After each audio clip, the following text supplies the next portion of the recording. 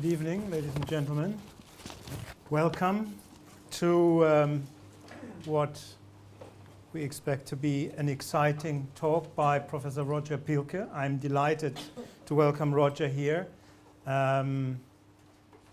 Roger, many of you know his name. You may have never heard him speak. Is a social political scientist who is renowned around the world for his research on science policy, on climate policy, and in recent years he's moved into corruption and governance of sports organizations. He's a very respected and acclaimed scientist who looks at the policy problems of modern science. He has been known for his work over many, many years. I think I've known him for more than 10 years, mainly because he used to communicate around the world on his blog, on his research, on his views, on his critiques, and as a result of being extremely successful and respected, has been heavily criticized for his views. He's one of the very few people in the climate community who tries to steer somehow between the extremes. There are not very many people like him. Most people tend to take a strong view one way or another. That is not what Roger's attitude is. Another reason why he's highly respected. And he will talk today about this very problem of the extremes, polarization of the climate debate, why it is. I mean, I sometimes think, what would be the situation at the height of the Reformation, and someone would try to moderate between the Protestants and the Catholics. That's a bit where Roger task comes in. So let's hear from Roger and his views. Thanks for coming, Roger. Thanks, Benny.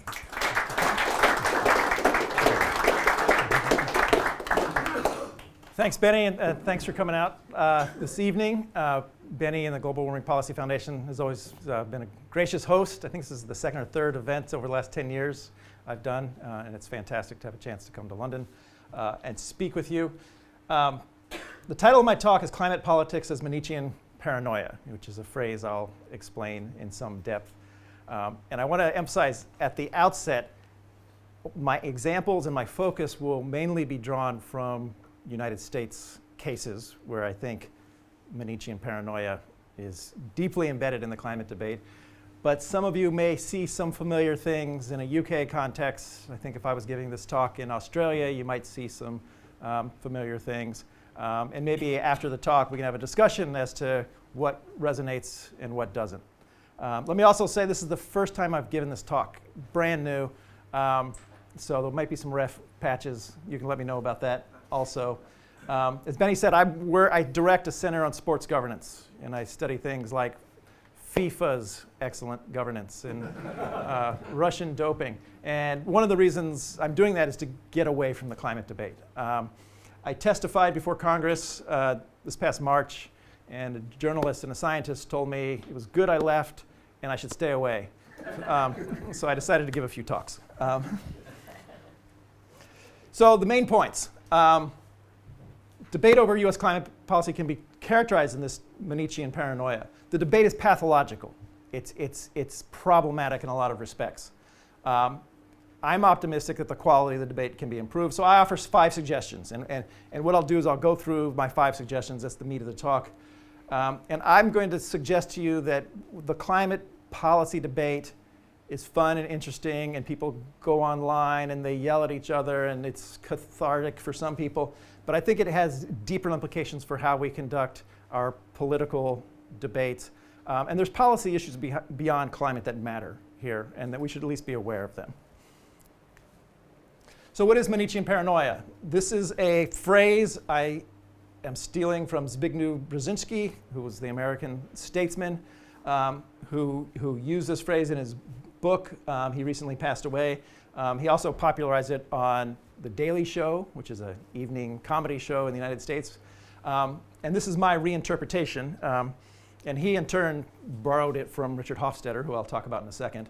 But this is an approach to politics that is defined by these characteristics. Number one, that the issue that you're dealing with involves good versus evil. And one of the beautiful things about this phrase is whatever your perspective might be, you in the room or you in the climate debate generally, you can see yourself and your enemy in this, but it'll just be on different sides. There's a sense that the issue is so important that the ends justify the means. An unwillingness to engage in substantive policy debate and millenarian rhetoric. This issue is so important, we're getting to the end of the world, and we have to overcome our enemy.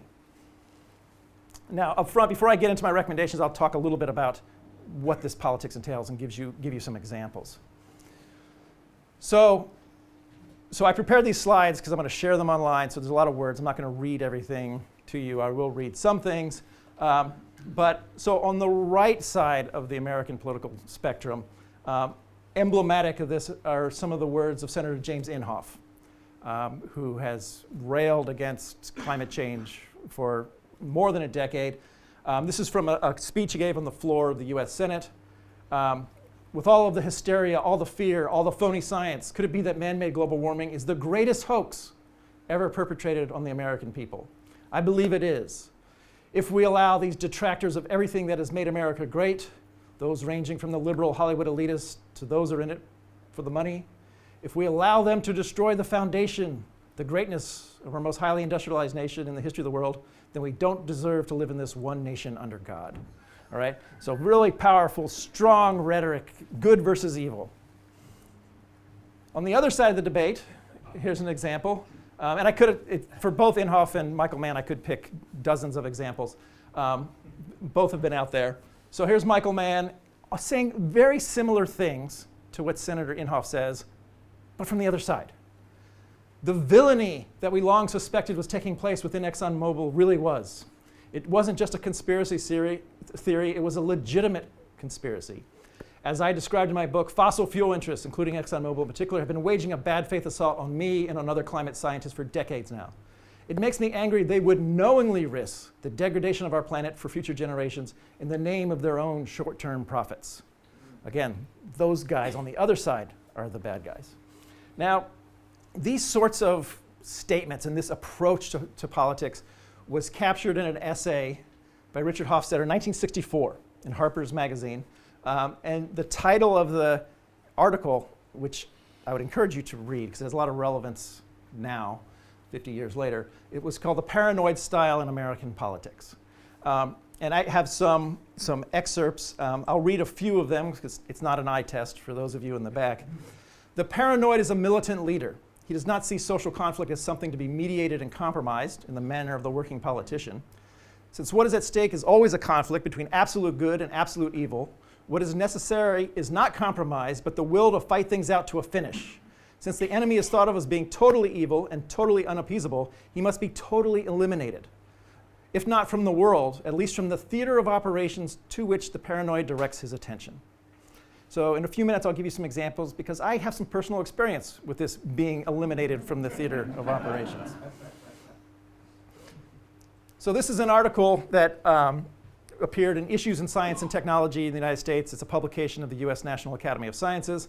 And the title of the article was The Science Police. And I'd encourage you to take a look at it. It's about a lot of things, but I show up in it. During a university speaking tour for The Climate Fix, which is a book I did on climate change, Roger Pielke, learned that some climate scientists were pressuring administrators to cancel his talks. Some climate scientists resolved to constrain and muddy his public profile. Several of them lashed out at reporters privately and sometimes publicly and chastised editors and reporters for using Pielke as a source. And the article goes on to describe an incident that I'm only partially aware of at the University of Michigan, where I was speaking about my book, and a number of prominent climate scientists contacted administrators there to try to get my talk canceled, lest I fill people's ears with heretical notions. Nate Silver, who you may have heard of, who does election polling, hired me to work for 538 in 2014.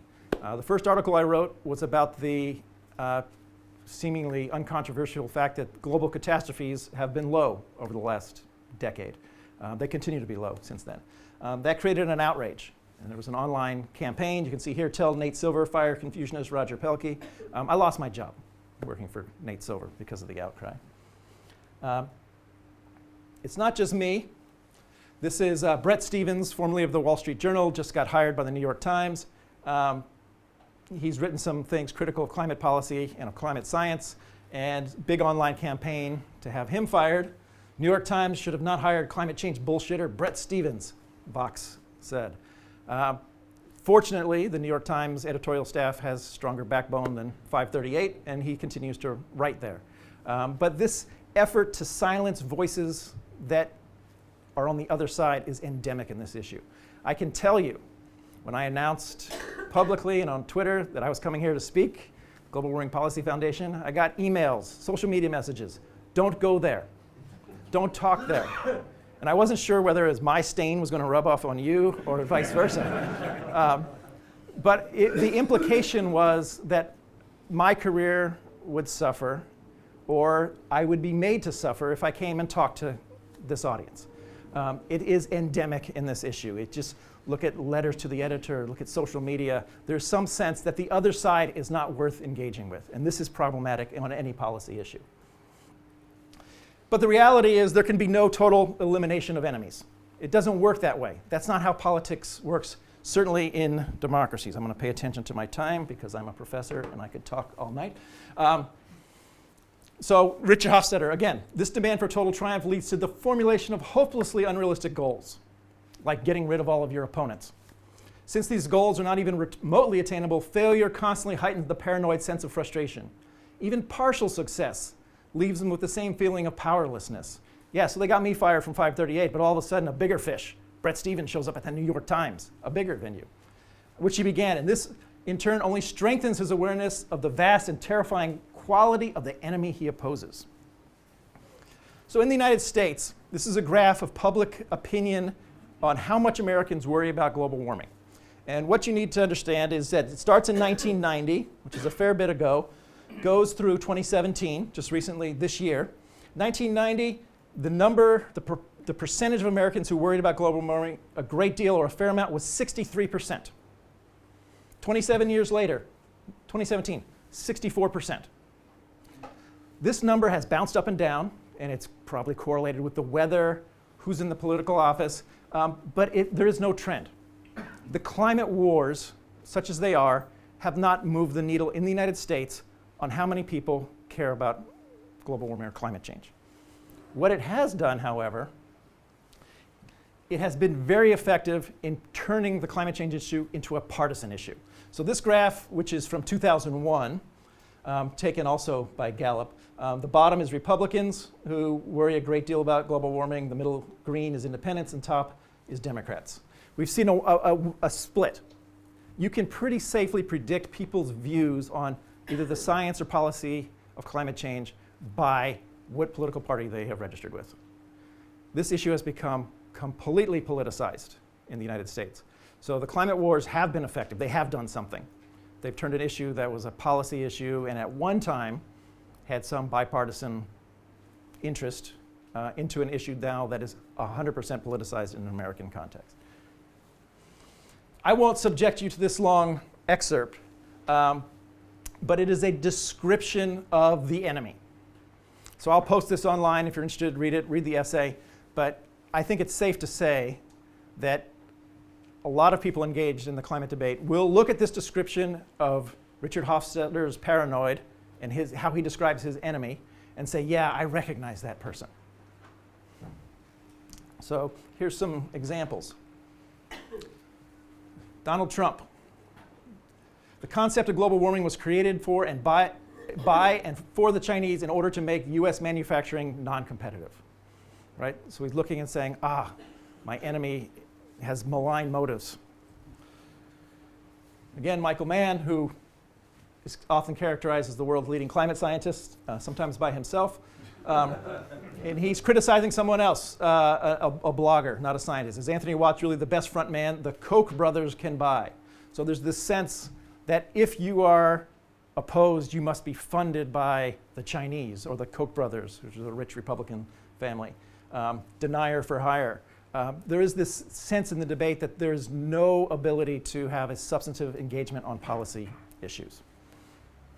So should we care about Manichean paranoia? For a lot of folks, they say, this is great. You know, I want to make fun of Inhofe or Trump or Mann or whoever. And it is, at one level, some of the online debate, I would say, is entertainment for a lot of people. I would say we have to want to care about it. And I'll give you some reasons why we should, and I'm not sure I'll convince everyone. The current state of debate actually, if you think about it, benefits both sides. The people who are engaged in this Manichean war over climate change, they love each other.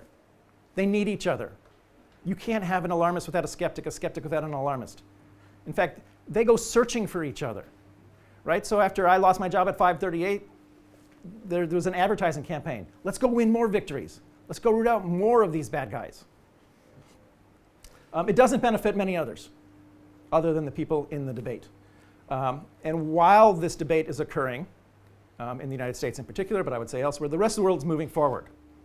Not necessarily just in concern about climate, but on energy policy, policies for economic growth, policies for development, policies on technology, which may have some relationship and touch on the climate issue, aren't squarely in the climate issue, but we're a little bit distracted. I'd recommend Edward Luce's recent book, just came out, The Retreat of Western Liberalism. Here then is the crux of the West crisis. Our society is split between the will of the people and the rule of the experts. The tyranny of the majority versus the self-serving insiders. Britain versus Brussels, West Virginia versus Washington. Another way to slice the climate issue is it's the people who are engaged in the issue on one side and everybody else on the other. That might be a split we should care about. So here's two of my favorite quotes about democracy, which are taken from two American pragmatists. Richard Rorty, who wrote an essay about 20 years ago about American politics. He's passed away, unfortunately, about 10 years ago, but people have circulated a lot in the era of Trump. Richard Rorty said, in democratic countries, you get things done by compromising your principles in order to form alliances with groups about whom you have grave doubts. And Walter Lippmann, who wrote in his book, Public Opinion, 1923, politics is not about getting everyone to think alike, but getting people who think differently to act alike. So this is kind of the spirit behind my talk today, is a sense of what democracy entails. When I talk with my students, I realize there's a lot of conceptions of democracy that we carry around in our heads. This is mine. All right, so how to improve the climate debate. So here's the criteria I employed to come up with my 5 recommendations. There may be better recommendations, there may be others, but these are mine. So the efficacy of these recommendations must be grounded in solid research. They must be evidence-based. So it's not just, oh, I think this is a good idea, but there should be good social science research to support the things I'm claiming, and I'll present some of that. The recommendations must apply to all or both sides of the issue. This is not a talk focused on any one side in particular, but it's focused on elevating the quality of the debate for everybody. And also it must jive with my experiences. So in 1993, I started a postdoc working on disasters in the climate change issue. I think I wrote the first PhD dissertation in the United States on the role of science in climate policy, and have been a participant and observer for a long time. And better or worse, I have some experiences, and they're my experiences, so I hold up the lens of my experiences to these recommendations to see if they make sense. So here they are, and then for the remainder of the talk, I'll go through them in detail. Number 1, talk and listen in person with those you most disagree with. Number 2, maintain the integrity of science assessments. Number 3, understand the FU principle. 4, discuss policy proposals in terms of first-year benefits. And 5, debate policies through causal pathways. Some of these are a little social sciencey, academic, but hopefully I can make sense of them. So the first one, talk and listen in person with those you most agree with. If I had, I could have put a list up here of all the people who have been critical of my policy views or my scientific views who would refuse to engage me in discussion, public debate. It's remarkable. And I'll tell you, I have been pretty naive in my career. So here's me. I had the opportunity to testify before the US Congress, I don't know, 7 or 8 times over the years. And I'll just tell you a quick story. In 1991, I worked for the House of Representatives Science Committee. My mentor was the chief of staff. He brought me in. He said, you have one job. It's to follow me around, act like you're somebody important. I got to sit in on meetings with Newt Gingrich and George Brown, who was the House Science Committee chair, my boss, and me, sitting there, young guy. The Democrats had held the House of Representatives at that time for about the past 45 years. People thought it was always going to be in the hands of the Democrats. 1994, 3 years after I was there, boom, the Newt Gingrich revolution. Goodbye, Democrats. Here come the Republicans. Democrats were moved to an office building out the back of the Rayburn office building. All the people I worked for the Democrats. All the people I knew who were in power, gone. For a young guy, it's a lesson in American politics that you have access to people who the seat of power, and then all of a sudden, they're out of there. So I went back. I knew the Republicans. I knew some of the staffers because I worked there with them. When I worked there, the Republicans and Democrats shared a suite, which doesn't happen today. And I went back and I said, I'm writing this dissertation on science and climate change. Oh, we don't want to talk about that. And I very quickly said, actually, I'm focused on disasters too. Oh, tell me about disasters. I have a coastal community. It's really important. And I realized that even at that time, even though it wasn't as politicized, there was a different set of issues and language that appealed to Republicans versus Democrats. So over the years, I spent a lot of time talking with and working with Republicans. And for better or worse, Republican lawmakers in the United States trusted me. I got invited to testify. The way it works in the US is you get invited to testify by the political parties in the House or Senate. And whoever's in charge sets the rules, and usually the majority gets 2 or 3 witnesses and the minority gets 1. So I've been invited by Democrats and Republicans, but at some point the Republicans said, we want to have Roger Pielke testify. So imagine this, James Inhofe, who I showed you before, invited me to take one of his precious witness seats to testify, even though I was a public advocate for a carbon tax, supported the IPCC, and had been working on a career focused on the importance of climate change. So I thought, oh my gosh, I got it made. The environmental community, the scientific community, they're going to give me awards because I got Republicans to invite me to sit in this chair. Instead, it worked the exact opposite.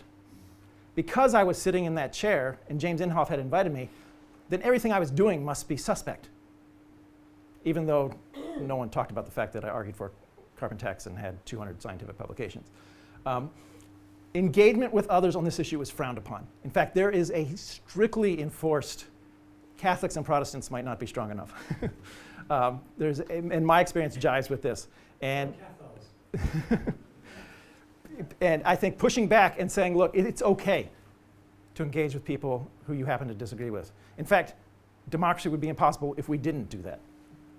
So for me, it got to the point where this is a member of Congress, I was investigated, I put it in scare quotes, I was investigated by a member of the US Congress where he publicly announced that I was being investigated because he suspected I was taking money under the table from ExxonMobil or the Koch brothers. And this is my local paper, CU Boulder's Roger Pielke targeted by congressmen over research funding. So in the climate arena, even the accusation that you're tainted by oil money. I was investigated, all my emails were looked at, my funding, my bank account, ExxonMobil. Right, my Ferrari does say Koch brothers on the license plate. But aside from that, I'm not outside this community, not particularly well known. The New York Times has a bigger mouthpiece than I do. I got disinvited from giving talks for almost 2 years, or all the talks I had been given, I got disinvited from, and then I wasn't invited to give a climate talk for almost 2 years when my local Rotary Club invited me. It pretty much ended any hope that I had to participate in the climate issue as a scholar. It's fairly penal, even though I was vindicated, there's nothing there. I was one of 7 academics in the US that were targeted in this way. If that wasn't enough, nothing will wake you up in the morning than having a colleague email you and say, hey, you're in the WikiLeaks.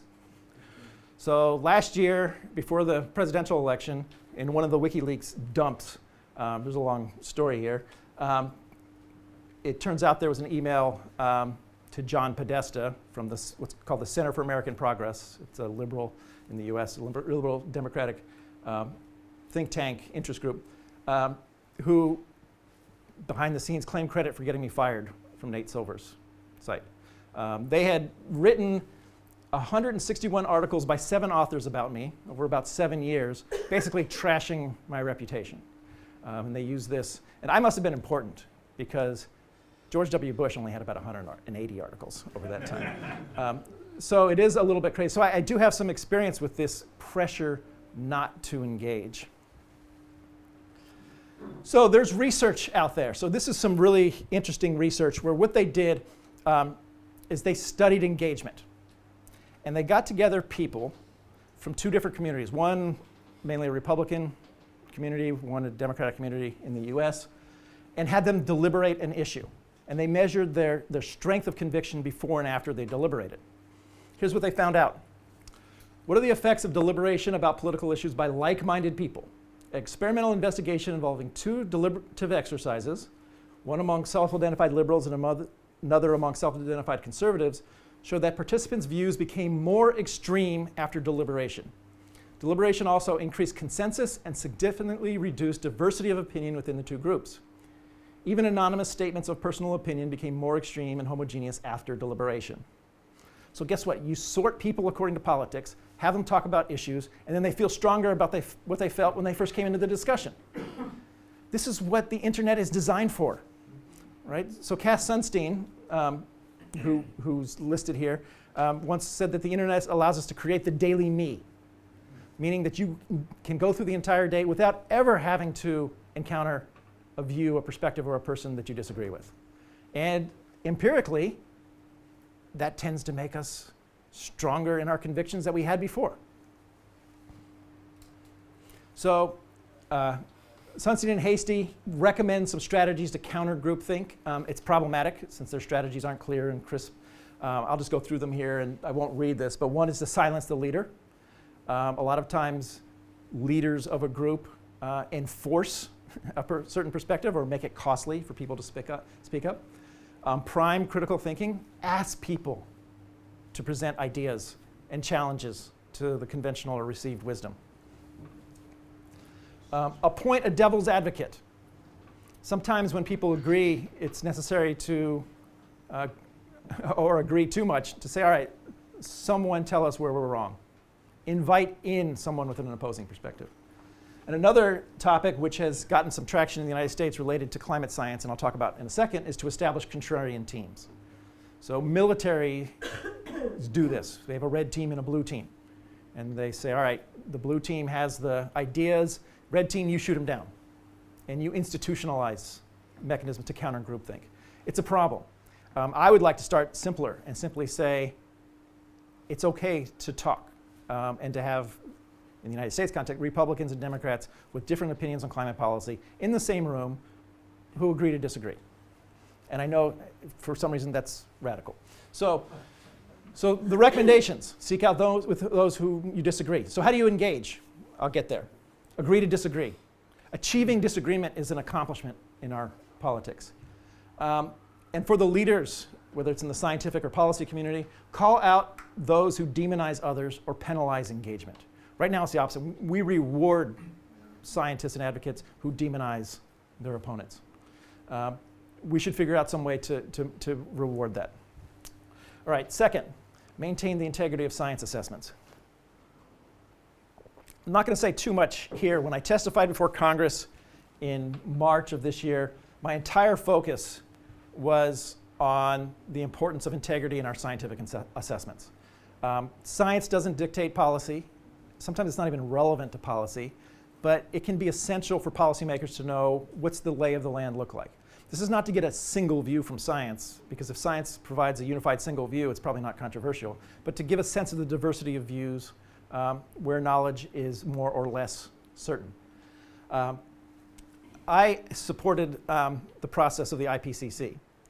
In 2007, I was extremely critical of the IPCC because it broke down. It became very much a political advocacy group in the name of science. More recently, the IPCC has gotten its mojo back, and it's done some very good work. Such good work that there are some people in the climate debate on the calling for action side who say that if you cite the IPCC, you must be a climate denier, which occurred to me after I gave this testimony, which is kind of a bizarro, up is down sort of world. But if the IPCC didn't exist, we would have to reinvent it.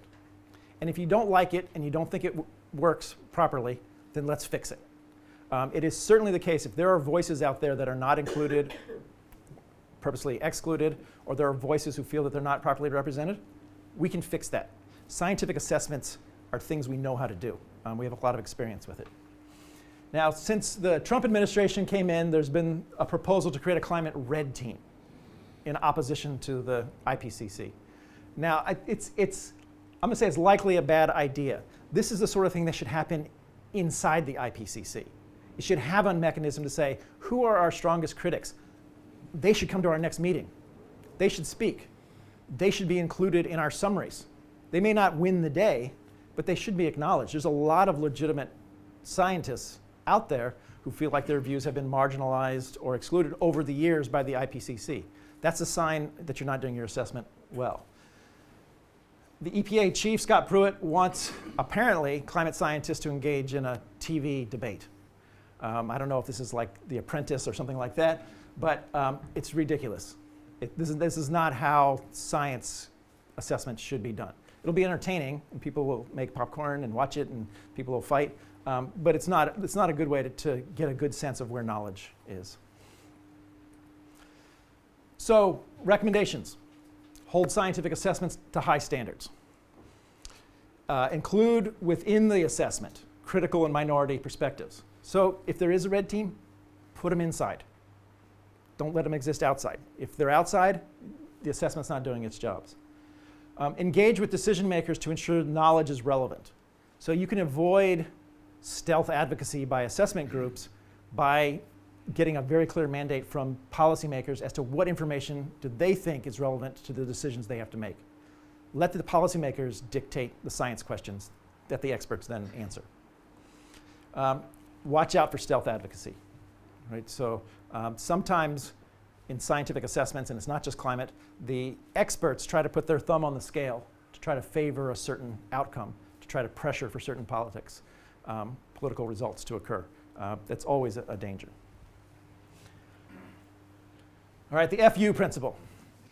I guess this is my trigger warning. There will be some rough language in this section. So I participated in a disaster survey team in 1997 in Grand Forks, North Dakota. This is a flood that occurred.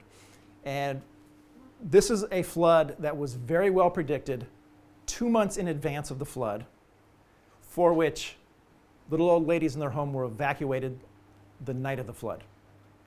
So I was the social scientist on the team, and we wanted to find out why was it that a flood that was well predicted, because it was a snowmelt flood, it wasn't a rain flood. So you know how much snow is on the ground.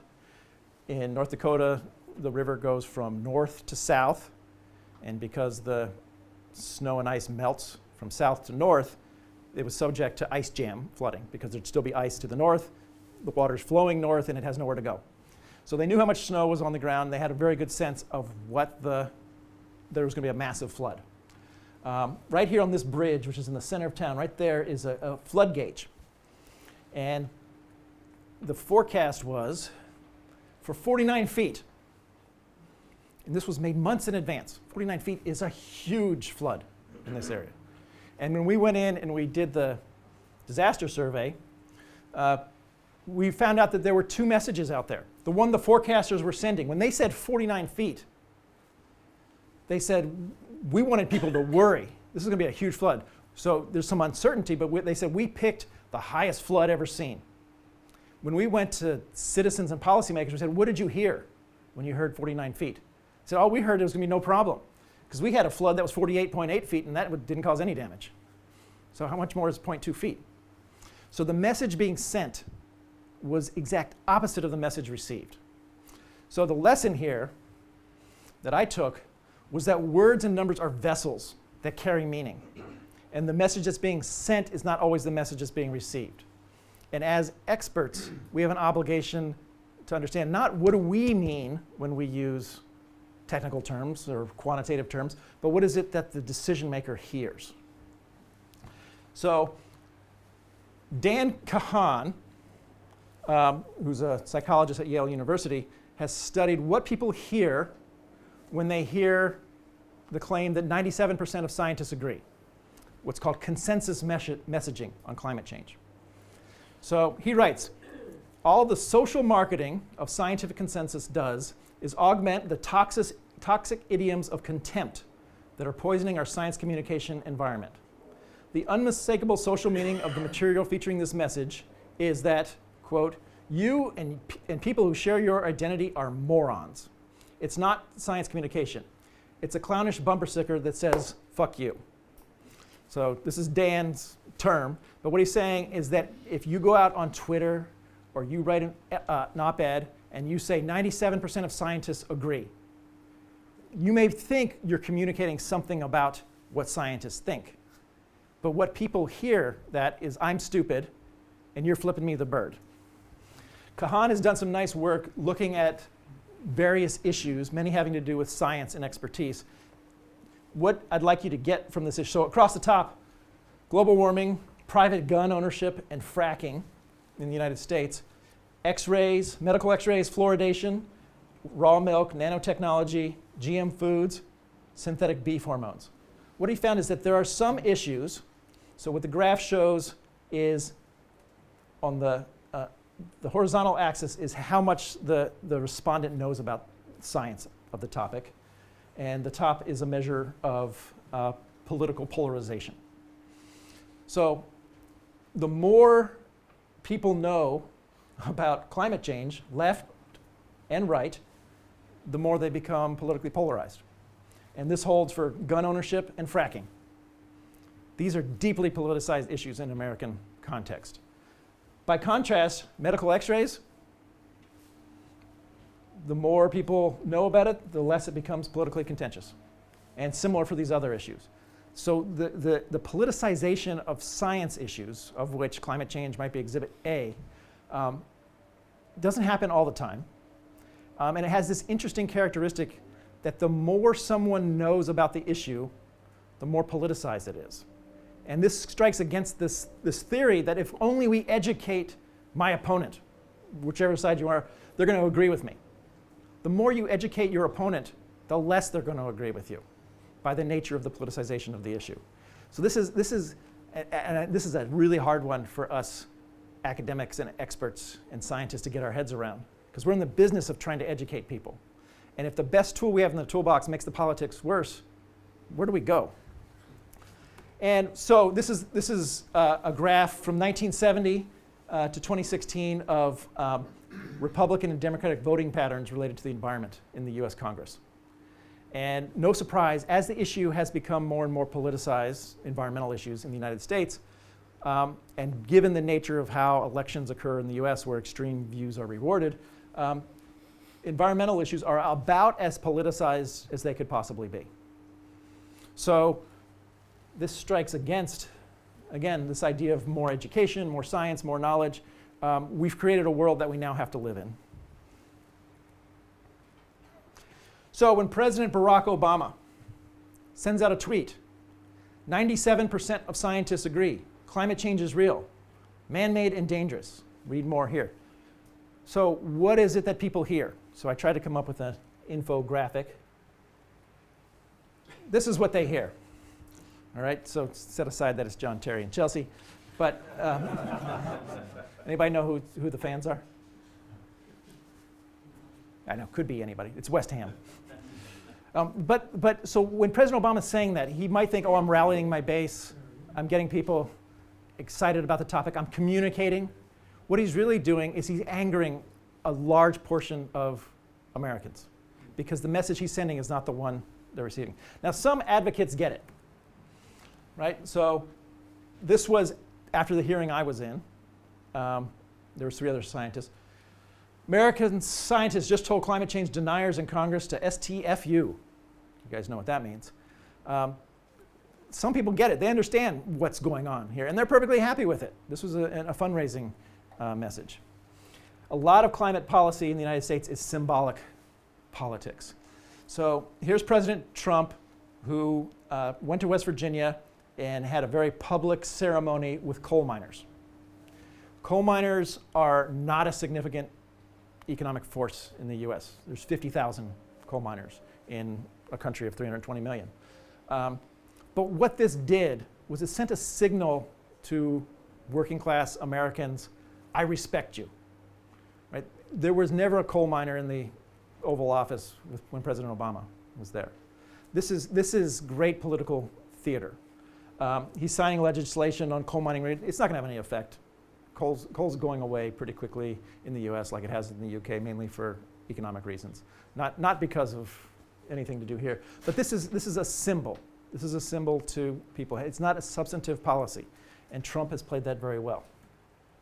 Here's another difference. So the Bureau of Land Management, BLM, in the United States is a federal government agency that manages vast swaths of federally owned land, particularly in the West. President Obama on the homepage had this picture of this nice family going on a hike, beautiful vista. President Trump, within days, replaced it with a wall of coal. There's a truck. This is in the Powder River Basin in Wyoming. The Bureau of Land Management still has the same mandate to manage land, but this is signaling. This is signaling to constituents as to what's valued. So a lot of the message that's being sent with respect to climate really doesn't have anything to do with climate or policy, but who you are, who the president is, who he values, who he respects. So when I say employ the FU principle, it's to understand that words are symbols. And for better or worse, in the climate debate, some of those symbols say FU. Once you understand this, the idea is you can't get away from it. So every time any of you wish to convince someone about the importance of climate change and you say 97% consensus, know what you're saying to people who disagree with you. Now, that's certainly not the only symbol. Dan Kahan has studied that one, but I would say we should understand other symbols. This is a highly politicized debate. When people say, well, temperature trends there's a pause or whatever, I'm pretty sure that's an FU. When James Inhofe says that climate science is a hoax, to thousands of working scientists, many of whom I've worked with over the years, when they hear that their work is a hoax, they hear FU. Consensus messaging, we already have good evidence there. There's probably others. But we have to understand that, like the 49 feet, the message sent is not the one received. And if you want to say FU to somebody, I would say just say it. Let's just cut to the chase. But if you care about polarization and making a difference, use symbols that work and avoid those that don't. And the good news is we can get good empirical evidence as to what works and what doesn't. All right, moving along. Discuss policy proposals in terms of their first year benefits. So I wrote a book called The Climate Fix. And I would say probably one of the things that it was best known for was this what I call an iron law. Efforts to sell the public on policies that will create short-term economic discomfort cannot succeed if that discomfort is perceived to be too great. The iron law thus presents a boundary condition on policy design. It says that even if people are willing to bear some cost to reduce emissions, and experience shows that they are only willing to go so far. Now, for some people, this is very controversial, radical stuff. For others, it's like economics 101. This has shown up with the Trump administration. This is Scott Pruitt with some more coal miners. EPA, Environmental Protection Agency's back to basics agenda. Protect the environment, engage with partners, sensible regulations for economic growth. People like to hear about economic growth. They even like to experience economic growth even better. A lot of what President Trump said when he made his big speech on withdrawing from the Paris Accords was about the importance of the economy and economic growth. And whether he's right or wrong, or the data supports him or it doesn't, he was making an appeal to the importance of things that people care about, which is their pocketbooks. So Jesse Jenkins, who's right now a PhD student at MIT, took the argument I made in my book seriously as a scholar and said, I want to quantify this iron law. I won't read this whole thing. But what he found, I can summarize it. He looked at studies of what people are willing to pay for climate policy versus what governments and experts say is the quote-unquote social cost of carbon. And he found there was a striking difference between these numbers. So the estimated willingness to pay falls anywhere from roughly 60% below the lower range estimates of social cost of carbon to roughly 2 orders of magnitude below the higher range estimates. So what this says is that if you see what some experts are saying, the cost of responding to climate change is here, and what people say they're willing to pay is here, that tells you you have a gap. Those policies won't work. We have to go about this a different way. Now, you could say, well, I'm going to try to scare the bejesus out of people so that their willingness to pay goes up. Or I'm going to send them consensus messages or teach them about science. Or you could say, well, let's come up with some policy proposals that work but are less expensive. But as long as that gap exists, policy is going nowhere. So here's an example. So some scholars at Berkeley did a study on the costs of climate change. And as soon as the Trump administration pulled out of Paris, they sent this around on social media about what the costs would be to the US economy of pulling out of the Paris Agreement. And they sent this graph. And the total GDP loss between 2010 and 2100 is 8.2 trillion. That's a big number, right? 8.2 trillion. That's a lot of money. Probably more than Trump has. But when you look at it more closely, what they're saying is that US GDP in 2100, instead of being 87 billion, would be 84, or trillion, would be 84 trillion. And in fact, it's all noise until about 2070 or 2080. So if you're a voter or a politician and someone says, you're going to lose $8.2 trillion, you say, that's a big number. And you say, yeah, but it's going to happen in 80 or 90 years. You'll say, oh, okay, well, call me up when it gets close. In contrast, the Heritage Foundation, which is a conservative think tank in Washington, took a look at what they thought the Paris Agreement effects would have on the cost of electricity that a household would feel starting tomorrow. And they found it was $300 to $500 per month or per year. Now, when Donald Trump looked at these, guess which one he cited? Not the one that was aggregated costs over 2100, but the one that had costs starting tomorrow. The point here is not that one of these studies is right or wrong. I would, as a social scientist, I'd say they're both probably deeply flawed. Let's just postulate that. But only one of these studies is produced on a meaningful timescale of politics, which is always next year.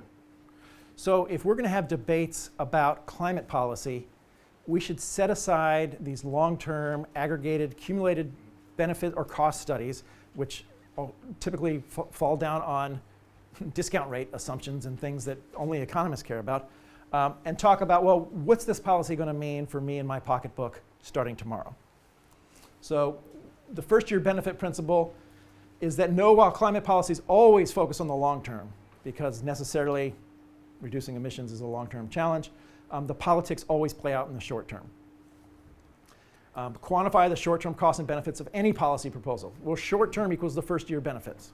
Yeah, it's great to tell me what the benefits are for my grandchildren and great-grandchildren, but what most people want to know is what's this mean for next year? And understand the iron law is not a constraint on policy design. It's an opportunity to get policy design right so that our policies match up with our politics. All right, the last one, and I think the most technical one.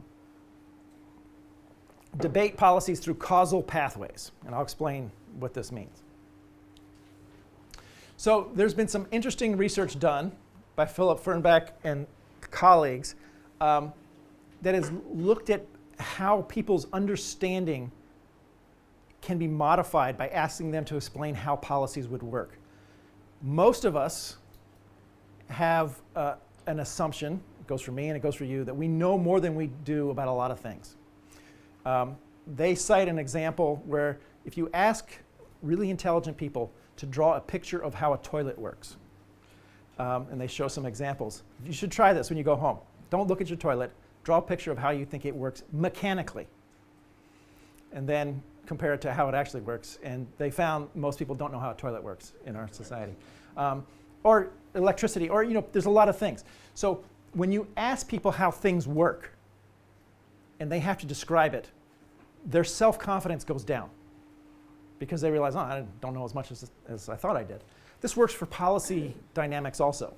So asking people to explain how policies work decreased their reported understanding of those policies and led them to report more moderate attitudes toward those policies. We observed these effects both within and between participants.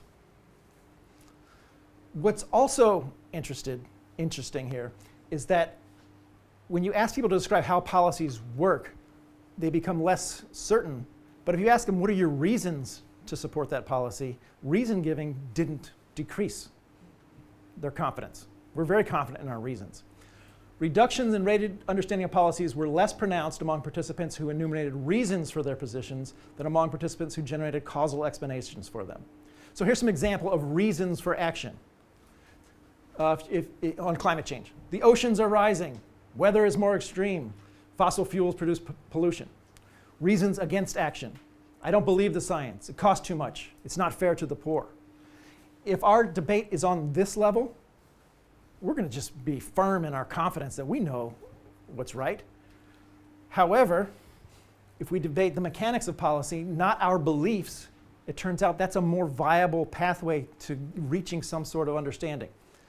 Political debate might be more productive if partisans first engage in a substantive and mechanistic discussion of policies before engaging in the more customary discussion of preferences and positions. So if we ask people to map out a causal relationship between your proposed policy and the outcome you think is going to occur, it turns out that's a more productive way. So I'm going to illustrate this with an example. All right, and I'm going to, for the only part of this talk, I'll talk about the substance of climate policy. So this is carbon-free energy consumption from BP, which just earlier last month, their report came out. And this shows that the world is about 14.5% of total energy consumption worldwide is carbon-free. Right, so on the one hand, that's good news because 14.5% is the highest it's been since 1966, when the data set starts. The bad news is if you want to stabilize concentrations of carbon dioxide in the atmosphere, that number has to go from 14.5% to above 90%. Some people say it has to go there by the end of the century, which I've graphed here. If you're one of those who thinks it needs to be 2050, then just take this green line and move it over here. If you're like some authors in Nature who said it has to be done by the next 3 years, then move it over here. But this tells us the mathematical size of the challenge. So what I say, and this is what I have my students do, is all right, if you have a policy proposal, tell me how it's going to work with respect to this. So I'm going to illustrate this causal mapping. And these are just examples, and feel free to come up with your own. But this is what I call conventional wisdom. This is what has underpinned the climate issue, the dominant position since 1992 when the Framework Convention was passed. So, win public opinion by closing the science deficit. Consensus, extreme weather. Defeat the skeptics and the deniers.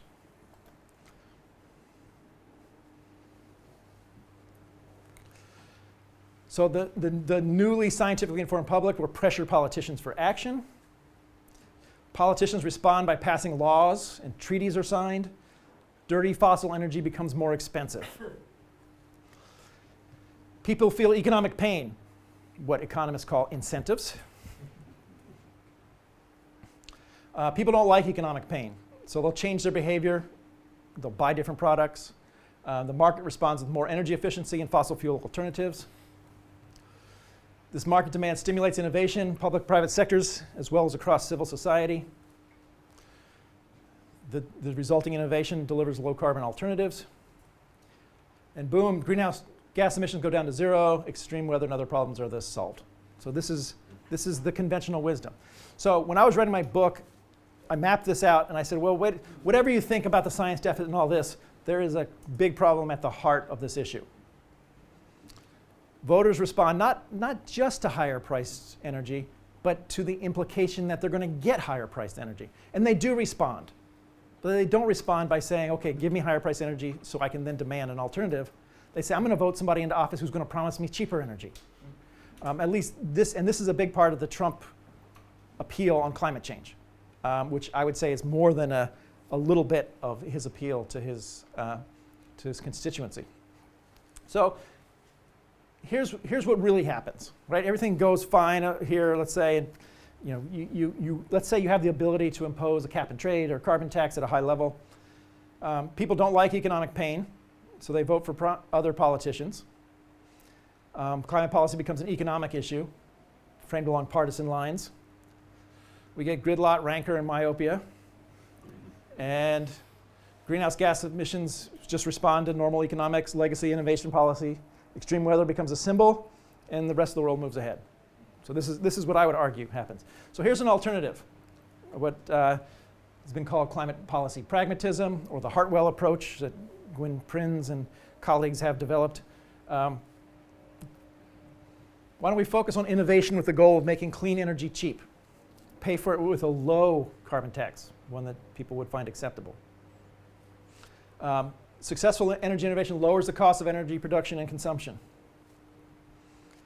The price on carbon is ratcheted higher as the political context allows. Dirty fossil energy does become more expensive. Lower cost alternatives resulting from your innovation fill the gap. Energy access is expanded, economic growth continues. People are generally better off because of energy innovation policies. Energy innovation policies create a virtuous cycle where public support is reinforced by felt short-term benefits. The resulting innovation delivers low-carbon alternatives. Greenhouse gas emissions go down, unlikely to zero, but innovation focuses on backstop technologies to help finish the job. So this is an approach that I and colleagues have worked on. Maybe it's not better than the other one, but what I would say to people who want to present an alternative, all right, show me your causal pathway. Tell us why it will work from step A to step Z. So the recommendations. If you want to debate policy options with your opponent, then before you tell them what you believe, before you witness to your faith, your reason giving, start with the mechanics of your preferred policy. Exactly how will it work? Focus on causal pathways. Examine each step in a policy causal pathway for realism, feasibility, and evidence that it can actually work. Remember Walter Lippmann on politics. The goal is not to get everyone to think alike. The goal is to get people who think differently to act alike. Now there's no panacea here, but this offers a way to have a productive debate about policy where you might find people have shared support for action even if they don't hold the same reasons. So why is this debate important? I'm going to offer two reasons. So for people who are in favor of action on climate change, the argument I would offer is a political one. I don't know if you've noticed over here in the UK, but Donald Trump is the president of the United States. And for people in the climate movement who thought that George W. Bush was the closest thing to the devil, they now think George W. Bush was somewhat of an angel. A big part of Trump's appeal, I would say, can be traced not directly to climate policies, but policies like the climate policies, where the demonization of your opponent, the idea that flyover country in middle America is where the rubes and ignorant live, was a big part of his appeal to people who voted him into office. So there's a political reason to clean up this debate, to fix it so it's not so polarized. For those who are opposed to action, I would make a policy argument. So this is China and their new Silk Road Economic Belt initiative, where China, over vast swaths of Asia, Central Asia, even Africa, is committing to building enormous infrastructure, including energy infrastructure. So there's only about 30 to 50%, depending on your estimate, of the world who actually has access to modern energy services. Modern energy services are those that we enjoy. The rest of the world is going to be built out, and that kit's going to come from somewhere. So we can argue about climate policy and our energy policies in our small little debate. Meantime, the world's moving forward, and the world of the future is taking shape. So we might want to pay attention to that as we go forward. All right, so I'm at the end. So my recommendations: 5 ways to improve the climate debate. Talk and listen in person with those you disagree with most. Maintain the integrity of scientific assessments. Understand the FU principle. Discuss policy proposals in terms of their first-year benefits. And debate policies through causal pathways. I'm easy to find. Pielke at colorado.edu. I have a ridiculous number of blogs where I talk about sports governance and science policy. And in case you're looking for a gift for that special someone. So thank you for your attention. I'd love to have a chat. Thank you.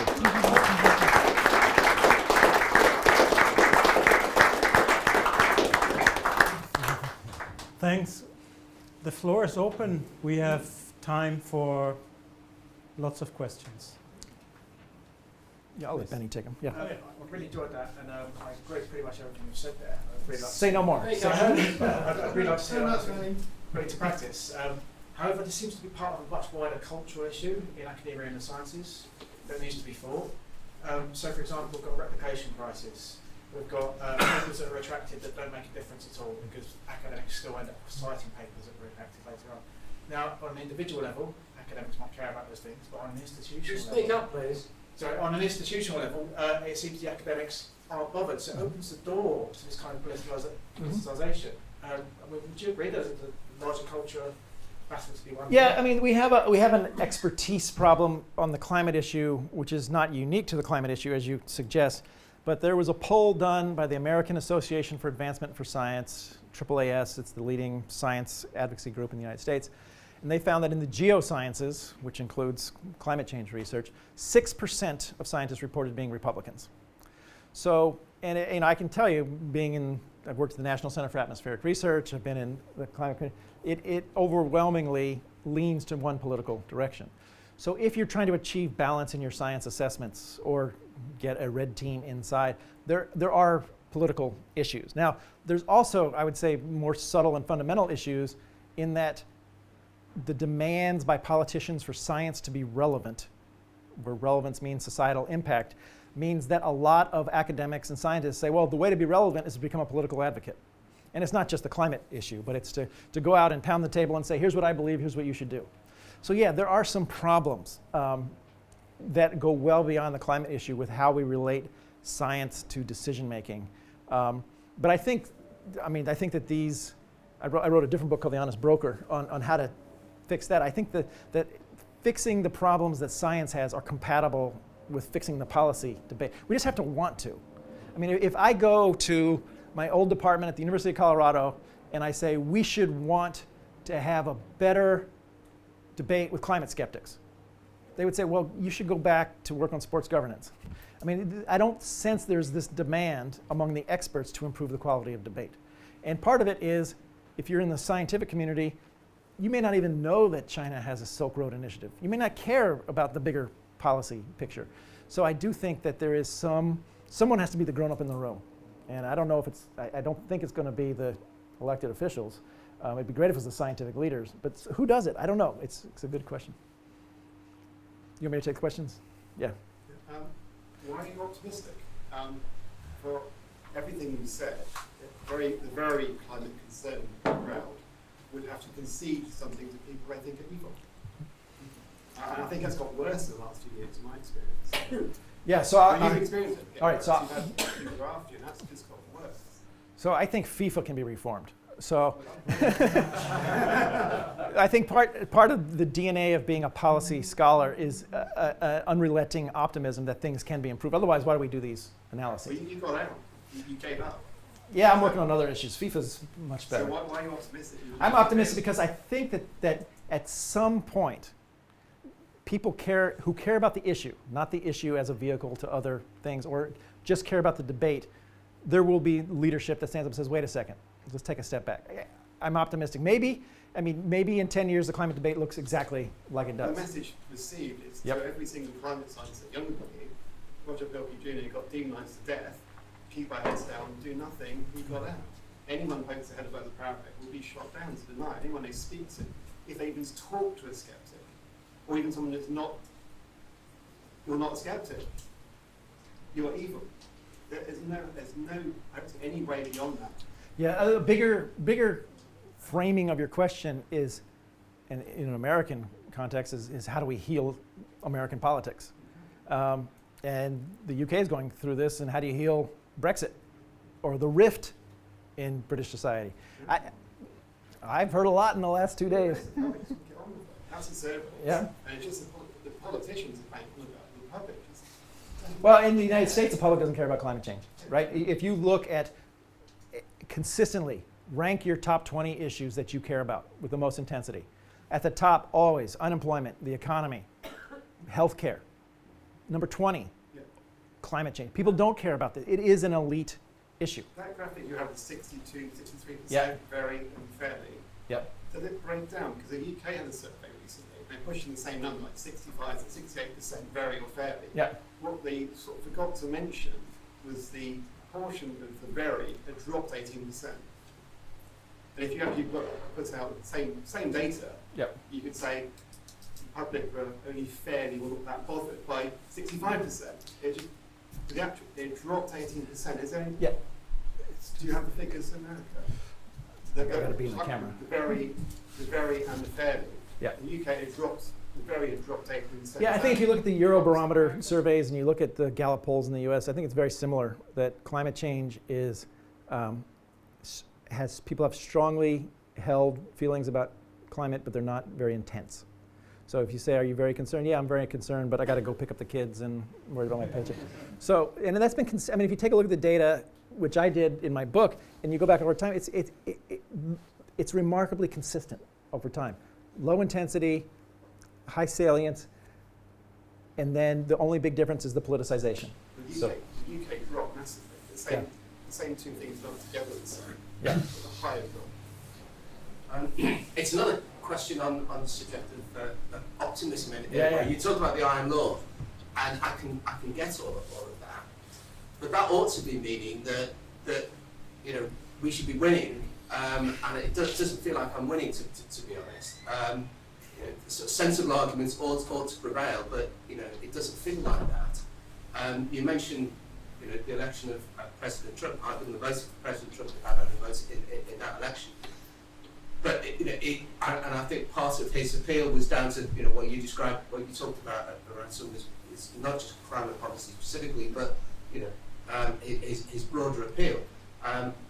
It's a bit depressing if you have to elect a President Trump in order to have a sensible debate in the EPA. Probably the only likelihood of a sensible energy debate in our country would be if the current government was somehow held ransom by somebody who I would find politically unappealing. So it's not a very reassuring state of affairs, is it? Do you want Donald Trump? We'll send him over. Donald Trump promised us winning, so much winning. We get sick of winning. The issues here, I'll go back to Edward Luce's point. It's deeper than climate change, and that there's a problem that elites have with the broader society. I think climate change is symptomatic of that broader issue. And so if there's one thing I could say is, maybe there's no hope on the climate issue. Okay, fine, have your pessimism on the climate issue. But if you care about democratic governance and the idea, and most political scientists and most academics and most experts would be some sort of elitists in the sense that for modern government to actually work, you have to have people who know how to govern and have substantive area expertise in power. And it's great to say, well, let's get some real estate developer from New York. But at some point, the machinery of democracy breaks down, whatever your politics are, if you don't have that expertise. And so if you create a situation where the citizenry, the populace, decide we don't like the experts, we're going to throw them out, then we have a problem with democracy. So I would say there's a deeper issue here. And yeah, maybe there is a silver lining to Donald Trump. You can tell I'm not a fan, in that he will force us to have this discussion, right? Because in the United States, I can say safely that the Trump supporters are not legacy Republicans, and they're certainly not the Democrats. The entire Bush wing of the Republican Party has been, set aside and ostracized, and are aghast at the idea that Donald Trump is in there because they don't know how to govern.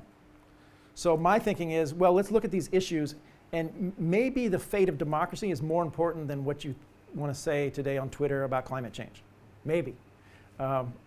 Maybe not, but I think it's the sort of discussion that we ought to have, and people are having it, like Edward Luce has written his book. Let's go all the way in the back. Okay, I agree with the last point you're making. I think it's a very important point. That surely the problem we're faced with is that the politicians are very more interested in their political views than they are in the facts. My question is, what happens when they find that the climate change issue or any of the other issues they're pushing really hard don't actually work? How do they get out of that? We've seen that in this country with Brexit. Right. There are a lot of people who previously supported Brexit and now running for the hills and trying to pretend they actually are happy with it. Yeah. It doesn't matter whether I like Brexit or not. You've probably got my view, but it doesn't really matter what I think. How do we get politicians to focus on the policy issues as policy issues based on fact and public view, rather than what the political class wants to happen, and they massage things to fit their scenario? We had a thing many years ago where the British government tried to support something called the groundnut scheme in West Africa, growing what you call peanuts in Yeah. the US, and they poured billions into it in today's terms, Yes. and it didn't work. And it took a disaster to make them money. It was back in the 50s. How do we make politicians actually pay attention? And as a social political scientist, if you like, that's surely your game. Yeah, well, as a political scientist, if I knew how to make politicians do anything, I'd probably live in a bigger house and probably would say Koch brothers on my car. I do know what we can control is what we do as experts. And there has been this tendency over the last generation for us experts to work in the shadow or in support of politicians, to provide them information that may help them set up their preconceived idea or argue issues not in terms of policy but about science or expertise. One thing we can do is we can force a conversation about causal pathways. My goodness, that's in my wheelhouse, right? I can talk about the cause and effect, whether it's peanuts in Africa or diesel cars or whatever it happens to be. We can shine a bright spotlight on how well policies are working. And we should be able to, as experts, to do that no matter who is the prime minister or the president or the party in power. There has to be some place you can go where there will be experts who say, my job is to rigorously evaluate the policies that are in place in a good, bad, or indifferent, put that knowledge out to the public.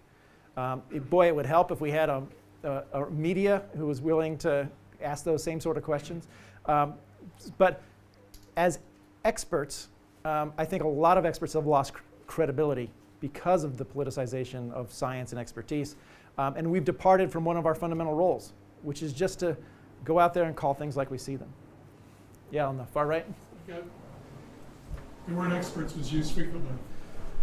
And I've often wondered and believed actually that we've conflated the problem. We say climate change, but what we really mean is new energy sources, new power plants, new ways of driving, new engineered solutions for which most don't yet exist anyway. So we got all these experts spouting about wishes and this battery's going to be really great. Perfect example. We moved to new light bulbs 10 years ago. Gordon Brown's administration said, real light bulbs are no good. What we need to do is have these mercury light bulbs because this is a lot better about it. Everybody knows that story. But that was a decision based on expertise that was stupid. Okay? Lots of stupid decisions are made by experts. How do we decide? How do the politicians know who the experts are? Because right now they just listen to the NGOs because they have noble intentions. So it's how can that work better? Yeah, well, all right.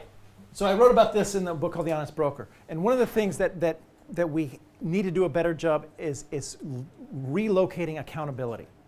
Right? So politicians make decisions, they're accountable for them. One of the things we can do as experts is to give politicians choices, a range of choices with the causal pathways.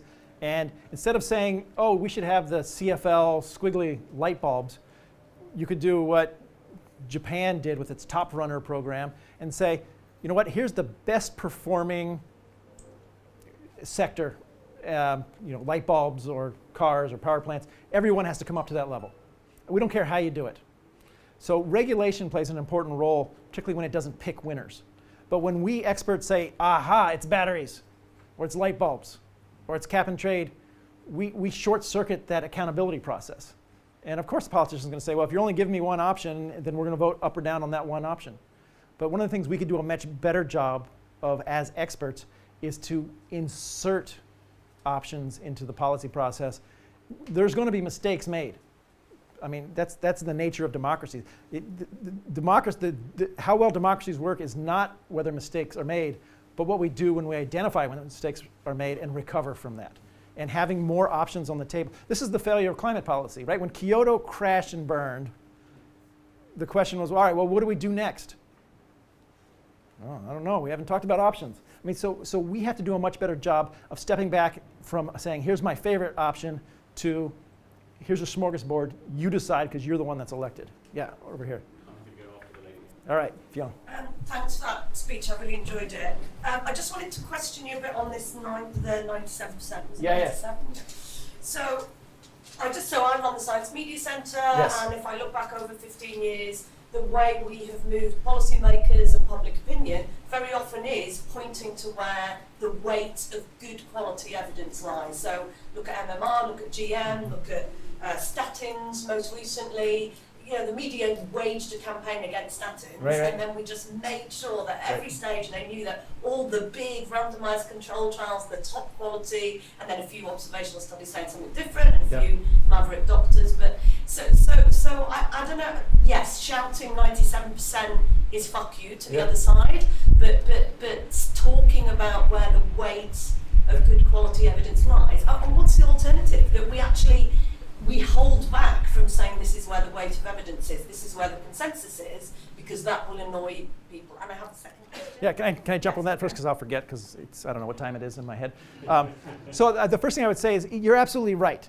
There are many issues, maybe most scientific issues, for which giving people information can be useful for educating, at least raising their level of knowledge. It may not compel a particular action, but it does bring them up.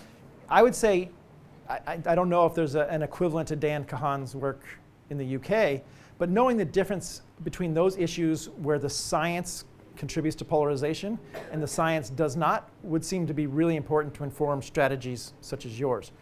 And in situations where arguing about the science increases polarization, yeah, that's a problem. But that's what we should be talking about, right? We should have a discussion, you know, how is it that we got to a situation where saying 97% consensus is received the way that it is by a large segment of society. And actually, the science you want to communicate in that case is the social science of communication to the scientists.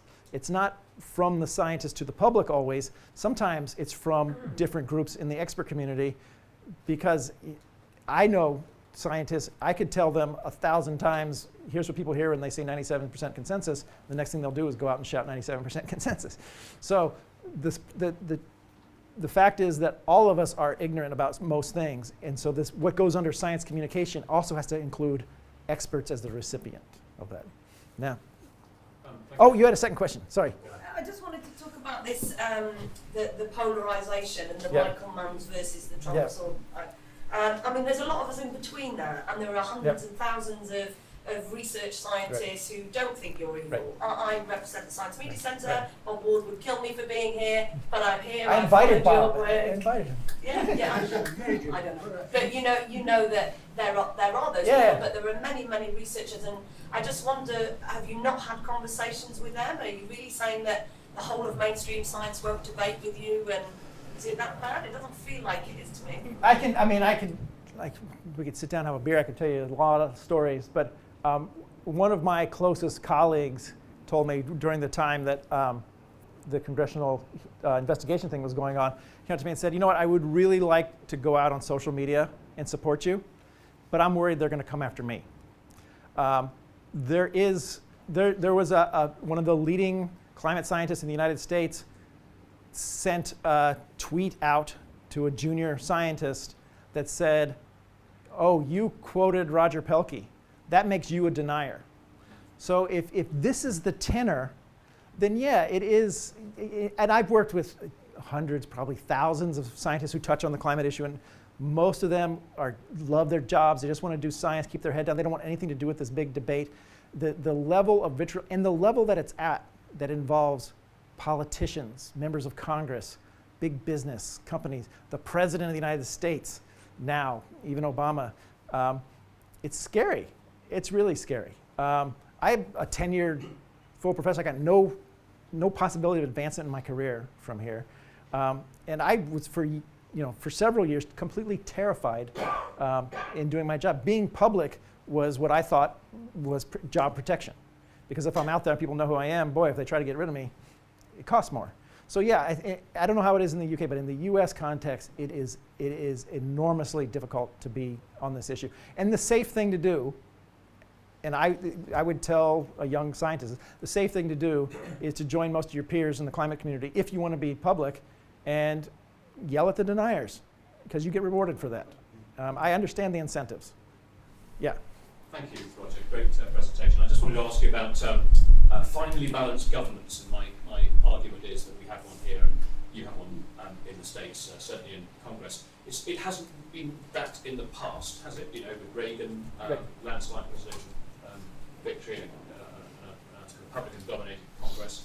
And we had landslide elections in our country in 1983 and 1997. So I'm optimistic. You know, I look at life same as you, through an optimistic lens.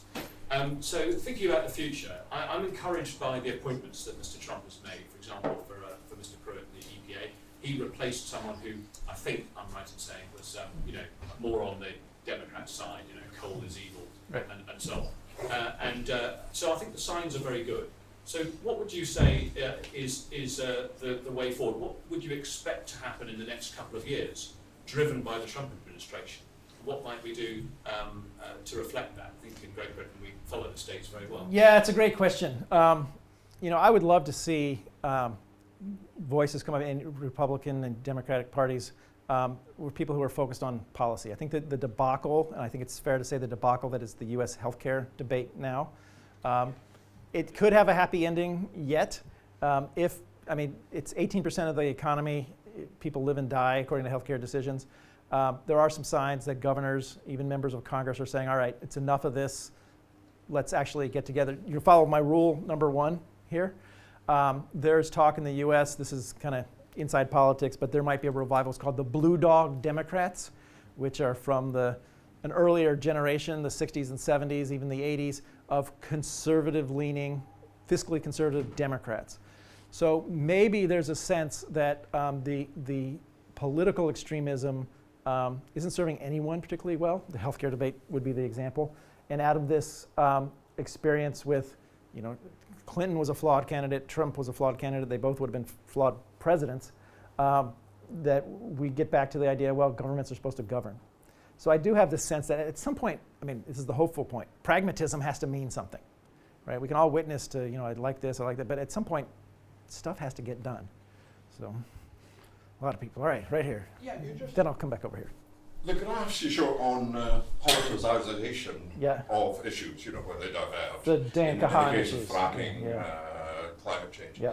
You can flip from contentious to uncontentious. 10 years ago, nobody gave a damn about fracking, for instance. Right. And I noticed GM crops seem to be non-polarized. I could imagine very easily if I wrote the right articles and produced the right piece of claptrap or whatever, I could flip it into an enormously politicized thing. So I think if we wanted to politicize a science issue, I think we know how to do that, and we could do that. There's an example in this country, also in the U.S. with vaccinations, where at times that issue has arguably become politicized, dangerously so. But I think in both cases in the US and the UK, the expert community took a step back and said, whoa. Vaccinations are too important to allow to be politicized. This happened several election cycles ago in the US, and there was a step back. But once it gets to the point where climate change is, I don't have any clue. I don't know any research, and I don't know anyone who knows how do you get it back. How do you go from a deeply politicized issue that has symbolic significance? If you look at, so in the United States, light bulbs were an issue in 2010 because there were Michelle Bachmann, who was a member of Congress, Republican, made a big issue about light bulb standards. That issue went away, not because the politics went out, but because technology advanced, and nobody cares because you can get LED light bulbs that are cheaper and better. So you can make the issue go away, but I don't know if you can fix it. Yeah. It's really interesting that, because does it not seem, though, that climate change is actually a proxy for something else? So people project onto it something else they're trying to communicate. So, for example, the G20 summit a couple of weeks ago, it's really interesting. You showed the Silk Road and what China's just getting on with. Right. So they're getting on with the biggest human development in the entirety of human history, the biggest end to poverty anywhere in the world, bigger than our industrial revolution, massive. Nobody talks about it. Right. G20, it's all about Trump and climate change. Right. Who gives a shit about, what does it even mean? Right. So people are projecting onto climate change something else they're trying to communicate, something else they're trying to project. So I agree with a lot of what I particularly agree with what you say is the way that experts put themselves forward, not as people that you should listen to because of their authority, their assumed authority. I'm an expert, therefore do what I say. Because politicians have created this symbiotic relationship with experts now as a proxy for a lack of democratic accountability. So they talk amongst themselves. They have an NGO to commission a report that validates their thinking. Right, we bring in the light bulbs, or we'll bring diesel cars in, or whatever it happens to be. So as politicians have become separated from the populace, they've created this interdependent relationship with all sorts of experts, scientific experts. And I agree with everything you said, particularly your advice to other experts. In others, don't allow yourselves to be politicised and go for good practice. But I just wonder if the central question is actually one of democracy. Because if politicians have to come out and argue for a mandate for what they're doing, they've got to win the argument with everybody. So they've got to argue in their own terms. And I just wonder if you can address the issue of climate change specifically in a number of different areas, and they're all good things to do. But actually in recognising that this is a real argument, that we're not talking with each other about how we take humanity forward in a democratic way. So I mean, I agree with all that. I appreciate those comments. And I would say, I mean, the world's experts on climate change as a symbol that has attracted all sorts of interest is Mike Hume at King's College London, who's written a wonderful book called Why We Disagree About Climate Change, who makes the case we disagree about climate change, and it has become such a potent political symbol because it means everything to everybody, or something to everybody, where we can map on, it's like a Christmas tree we can hang ornaments on, right? If you care about North-South relations, if you care about inequality, if you care about forests, if you care about global temperature, if you care about carbon or energy policy, climate change is the perfect vehicle. So that, I think, facilitates the politicization because it is such a potent vessel to carry all these symbols. But this is where, if we focus on causal pathways and policy, we can't use it as a symbol because we have to get down to saying, here's what I want to do from step A to step Z. So I do think there's ways to make climate change less of a symbol if we wanted to. On this side, yes, sir. You quoted twice Lippmann on 1922. That's when he made the mistake of transforming every journalist in a social justice warrior. That's when he spoke about the masses that need to be controlled, like Plato said in the Republic. So I wonder at the end, how can you tell what questions should be asked to the public and what questions should not be asked to the public? And so ultimately, is expertise compatible with democracy? It's a great question. I teach entire classes on that. After the presidential election, the New Yorker magazine had a cartoon that went viral. Everybody was talking about it. Everybody's looking at it. And I used versions of it for years in my class. But the cartoon was of an airplane. And you had one passenger saying to another passenger, "The pilot is elitist. How many of you want Joe to go fly the plane?" And the cartoon's funny because it gets to the central tension, right? So democracy, whatever your view of democracy, there's a lot of flavors of democracy, has some conception that the people who are being governed should have a voice in their governance. But at the same time, in our society where we have things like nuclear reactors and interest rates and Ebola and just bureaucracy, we have this sense that expertise is actually needed to navigate the world. So there's always this tension between the expertise necessary to govern a modern society and the fact that every one of us is inexpert in almost everything. So that design question is what I would argue, and what I say in my book, is at the core of the modern challenge of democracy. I mean, I could give it another lecture on it, and I don't have any good answers, and I'm sure we'd have a great discussion. But that you've put your finger on the question. But I'm very much of the view that accountability is that mechanism where those two things are connected. But I'm also of the view I don't want Joe flying the plane. Yeah. Thanks. I guess I don't know if you'll say you don't know, because you said you don't know how to depoliticize climate change.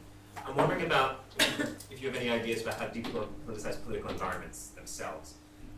Or is it a point that environments, I don't know if anyone's looked at this historically, environments get polarized to a breaking point, and then you have a breakdown. You have a war, a civil war, or some kind of other coup or something. Are there ways to build structures that encourage talking to others, or mandate it, or require it as part of what's a best practice process in deliberative space creation? Because we have institutional structures that are polarizing it. Right. Physical ones, like the lack of a shared suite for the Republican Democrats. We have social ones like social media, which are institutionally polarizing. We have cognitive ones, all the and cognitive bias stuff, confirmation bias. Right. Are there institutional structures we can build that depolarize, that bring us back from this potential to break? So the answer is yes. I don't have a comprehensive list, but I'll give you one example from the American context. In the United States, we have this phenomenon that's called gerrymandering. So the way it works, this was more than 200 years ago, it was determined that state legislatures have the responsibility for the drawing of congressional districts. Congressional districts are where the members of the House of Representatives are elected from. What they've discovered years ago, but have perfected with big data, is you can draw strange-looking districts that snake along a river, go through a downtown, that are guaranteed to go to one party or another. So if the state of Colorado, where I live, has a Republican legislature, they can draw districts where they put all the Democrats in one big bin and draw these funny-looking districts so they can elect 6 Republicans. That's an institutional design that is guaranteed to make elections not competitive. And it will favor the most extreme members of those parties. And that's been well documented. So an institutional fix, and there's been a number proposed, would be to draw districts that are balanced so that you have competitive elections between the parties. So that's just one example. Now, as far as the mechanics, I mean, these 5 recommendations and then the that's the best I can come up with for now.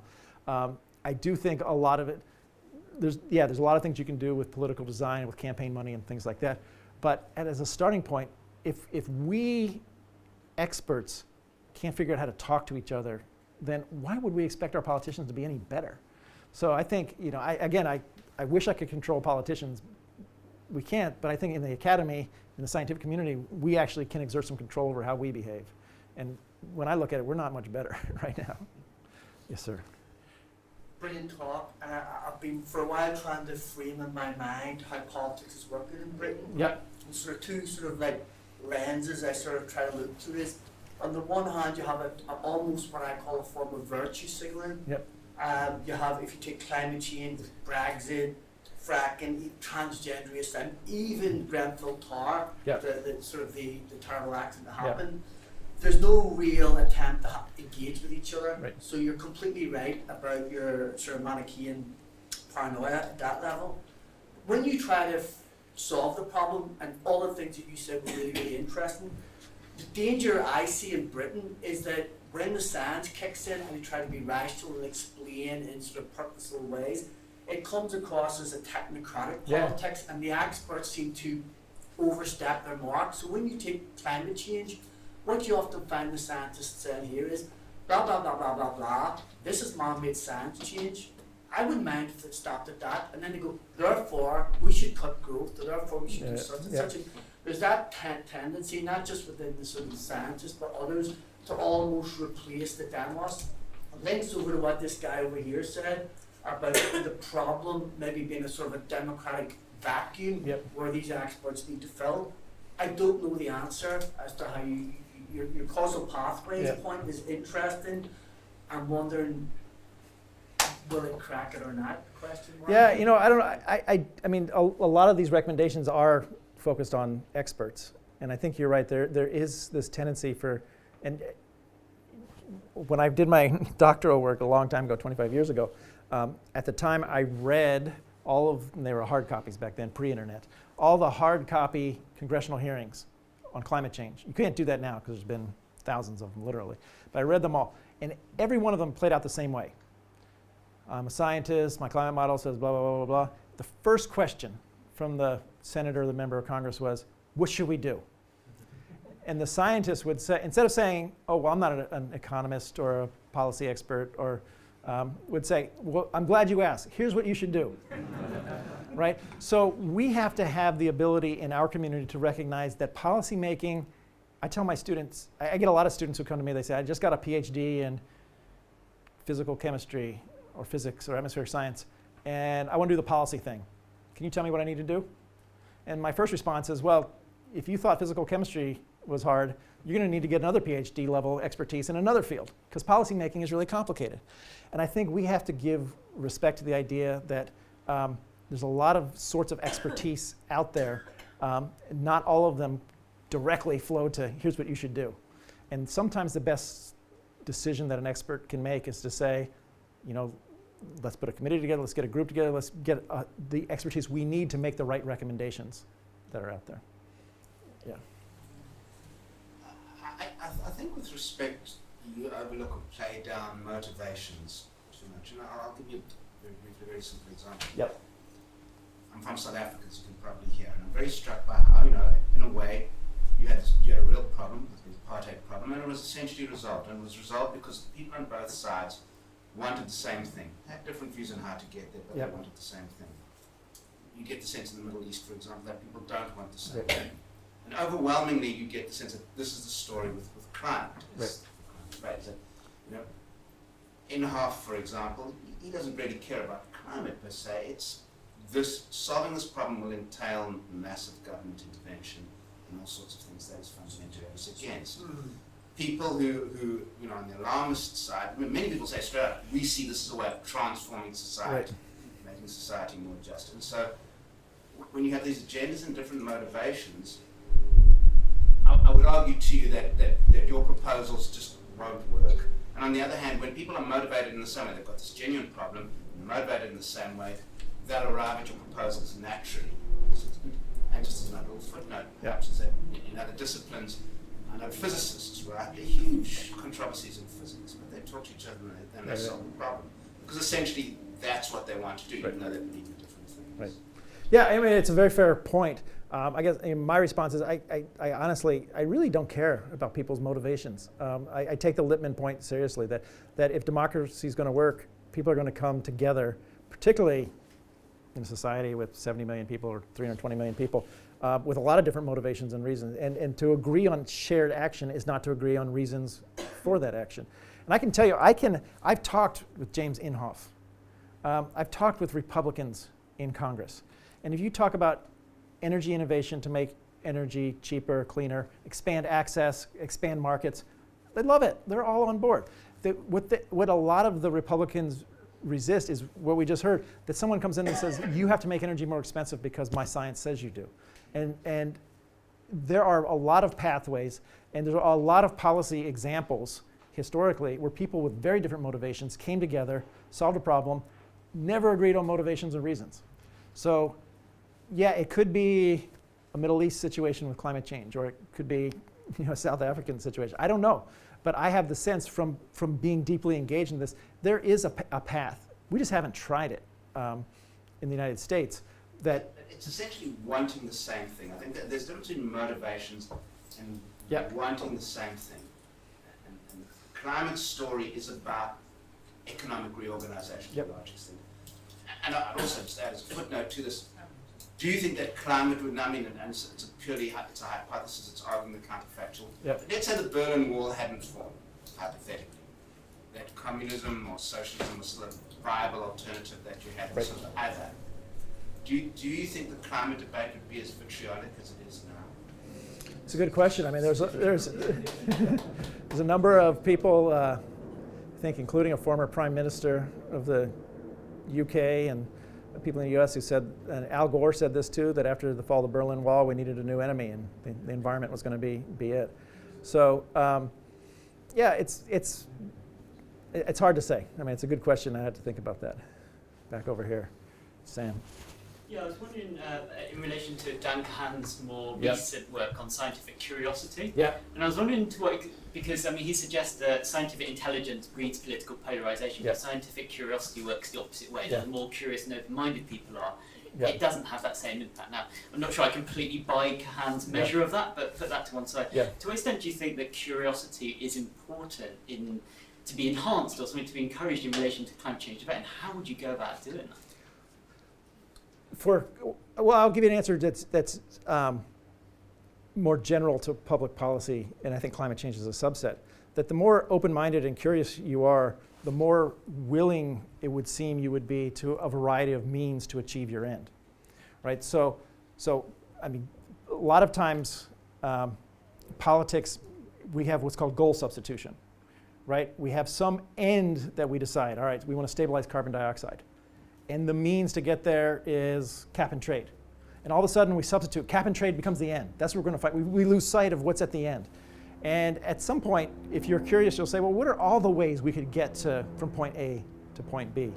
But that's where political compromise comes from, because you might find out, so I have in-laws who live in flyover country in the middle of America in Nebraska. Many of them are not really excited about the climate change agenda. But if I say to them, hey, would you like to get a pickup truck, big Ford F-150, that goes faster, costs less, but happens to run on a battery?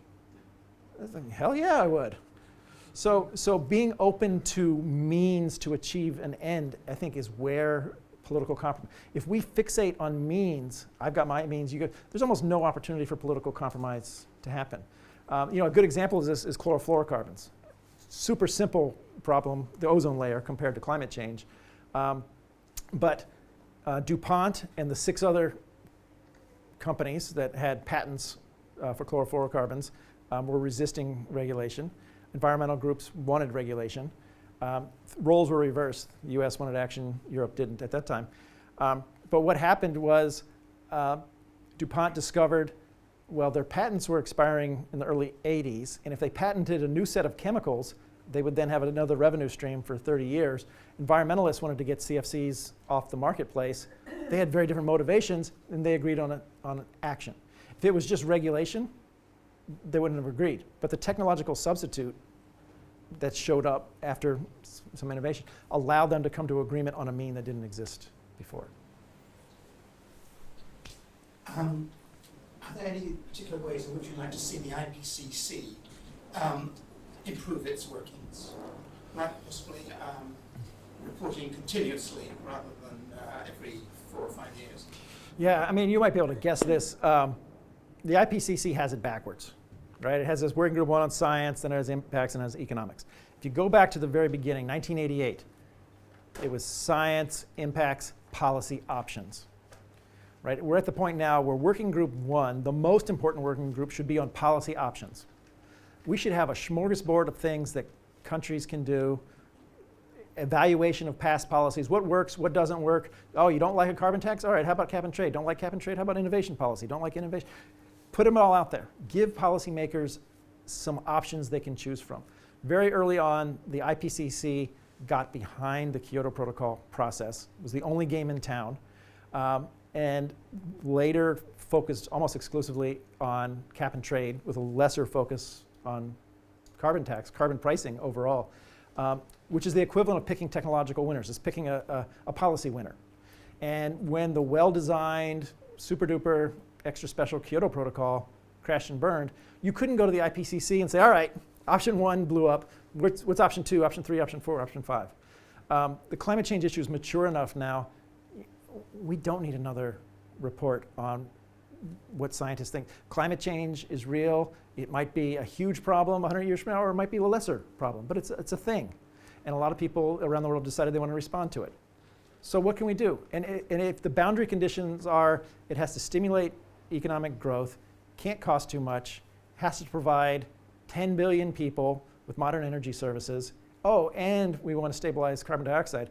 All right, smart experts, give me the best you got. What are our options for doing this? It is remarkable to me that nobody's focused on policy options when this is a huge policy issue. Do you think funding should be channeled to researchers according to their success in the success of the models they produce? I think it should all go to policy researchers. No, I think the science system works pretty well. There's a diversity of perspective. I mean, there's the gatekeeping groupthink problem in climate change. But we should reward scientists for doing good work, not for crafting something that comes up with a particular answer. Yeah? Yeah, I was going to ask you, spoke about choosing policy options. Isn't there a big objection that many people have to the very agenda that we've been talking about? Is that the idea that experts, governments can sit around, decide the best approach, actually often has many unintended consequences that turn out to be worse than the problem they were trying to solve. So here's the difference. Don't come up with the best approach. Come up with a smorgasbord of approaches. So this is in my book, The Honest Broker. The idea of the honest broker is someone. It's like Expedia or Travelocity for policy, right? So the policymaker says, I want to go from here to here. Give me all the options to get there and their prices. I'll decide how I'll get there, right? It's not tell me. So Expedia, if you know the history of Expedia, a Microsoft company, they got in trouble early on because they were getting paid by airlines to privilege certain results. It was a big deal. So at first they said, all right, we're going to identify those that are ads. Now if you go to the travel sites, they try to be honest brokers, right? They have, I mean, my TV is full of these things, Trivago, whatever. But what they try to do is give you options so that according to where you want to go, how much you want to pay, when you want to go, you decide what you value. So instead of us experts telling the policymaker, here's the best thing to do, why don't we get together a bunch of people from the Global Warming Policy Foundation and Greenpeace, everybody in between, put them in a room and say, all right, come up with a big set of options. Don't tell us the best one, just a big set, and give us the causal pathways. And then since we're elected and we're government, we'll figure out the way to get there. I guess this is the point I was trying to get to is, yes. Well, maybe just governments aren't very good at doing that. And how do you bring the free markets in, or just people's choices, to come into the process more? Yeah, so in general, governments are not good at that, right? You go into any government, go into the conservative government now in the UK and say, I'd like to do an honest brokering exercise for Brexit, right? All the options for Remain. And it's like, we don't want to open that up again. So there's an interest in governments to go a certain direction. But this is where we need experts willing to do the honest brokering out there. Who's going to do it, if not people who are outside of government who have the freedom to explore options? But this is the challenge. This is why I don't know if it's possible. Because you have to say, I'm going to step back from advocating for what I think is the best option. I'm going to give politicians the freedom to make the wrong decision. And there's a lot of experts these days who are not willing to do that. Because people say, when I say, all right, we should have an honest brokering exercise, like I said for the IPCC, a response I get from a lot of my colleagues is, yeah, but if you give policymakers options, they might pick the wrong one. And that's where we have to make peace with democracy. Because in my view of democracy is that people elect representatives, they make decisions, and if they make the wrong decision in my eyes, even though I'm an expert, that's kind of how democracy works. So if you do this honest brokering exercise and you have big numbers of civil society groups or NGOs or experts saying, wait a second, I wasn't represented in there, your honest brokering effort failed. But if people say, yeah, I got my option in the mix there, I got a fair hearing, there are some examples of that working, but not as much as I'd like. There's a joke about policy-based evidence making.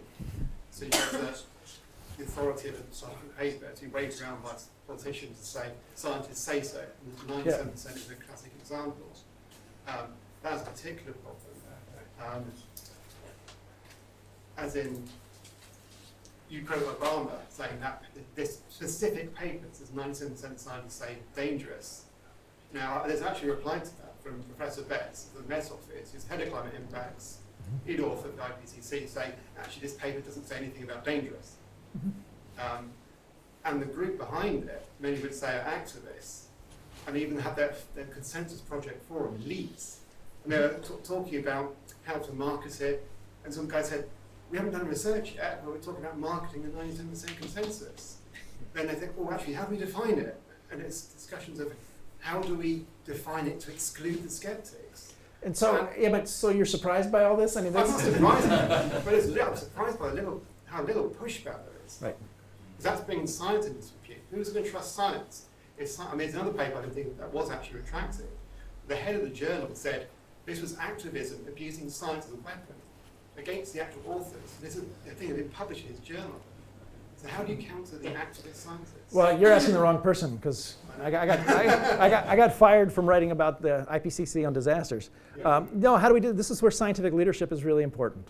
That's what's right? lacking. Yeah, in the climate community, there is, and I've seen it firsthand up front, there's an unwillingness to correct sloppy science, bad science, advocacy science, if it's on the wrong side. And part of it is that the science community is swayed over to one side. If we can't self-correct inside the scientific community, and if you look at the IPCC, the last one, it's really good, and it's really turgid, and it's hard to read, and it's equivocal on a lot of questions. And yeah, it says there's a big problem that potentially could occur, but there's uncertainties. It's not super sexy for advocacy purposes. So when you get something like 97%, of course politicians are going to cherry pick the best thing out there and go. So I mean that's going to happen, and I don't spend much time on it. So that's the question. What's this? So what did the science community do when, in the United States, Republicans and Democrats, a small group of them, decided to politicize vaccinations?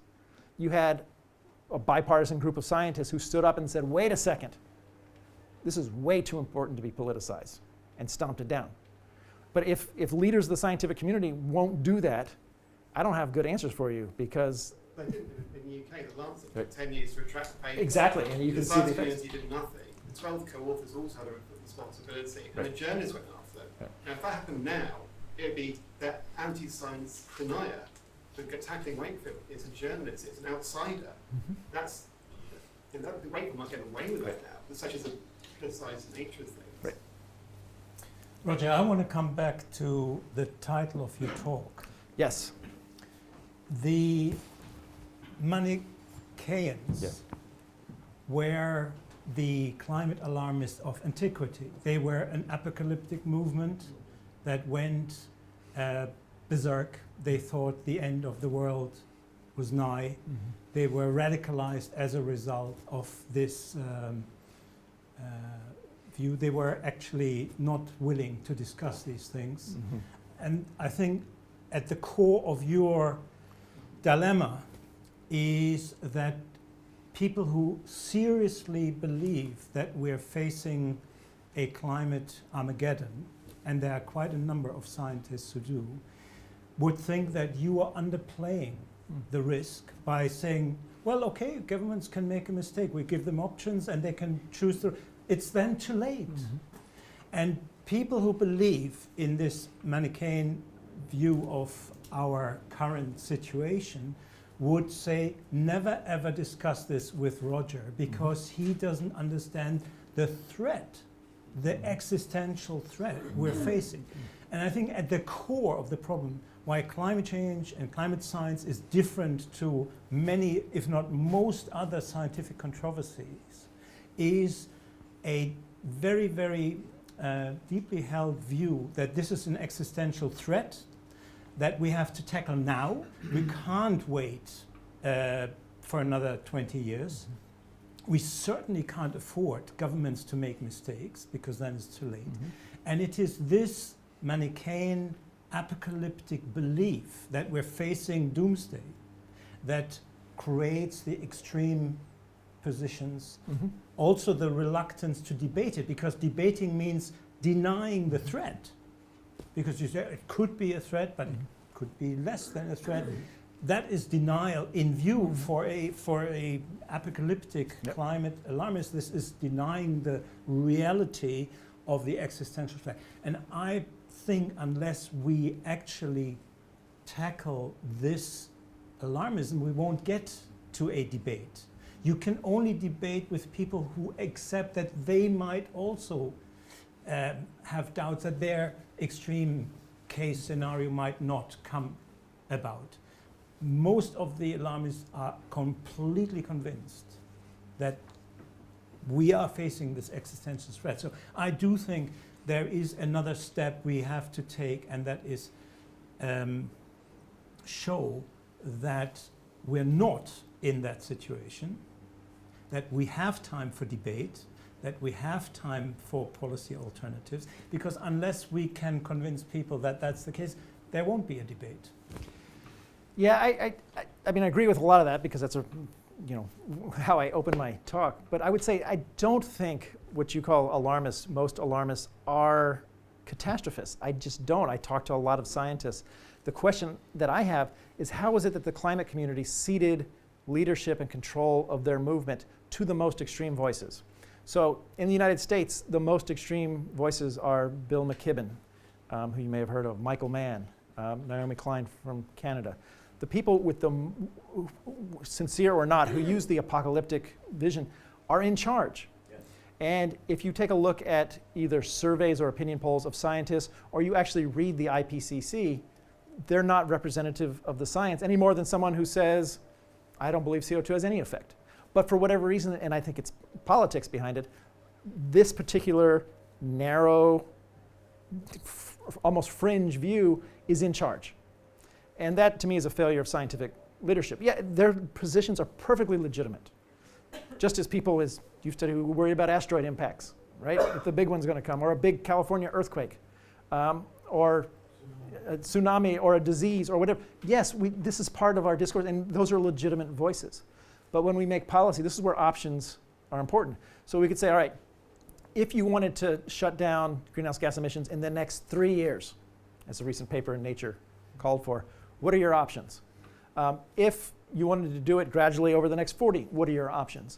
And if presenting all this evidence and the policy options to policymakers, they say, all right, we're going to shut down the economy, turn off the lights in the next 3 years, all right, they make that decision. I don't think that's a very compelling argument just for practicality, whatever you think about apocalypse.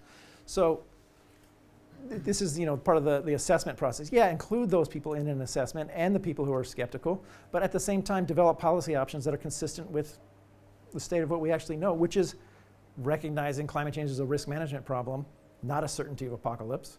But the good news is good policy is robust to all these debates.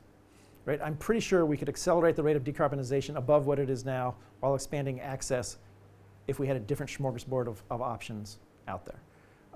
And we don't have to resolve that. And the good news is that if we did that, the catastrophists could say, well, we were right. We avoided catastrophe. And people who thought it was benign say, look, it was benign all the time, and we'll never resolve the debate anyway. Daft question. What's the specific origin of the term Manichean? I've never heard of it before.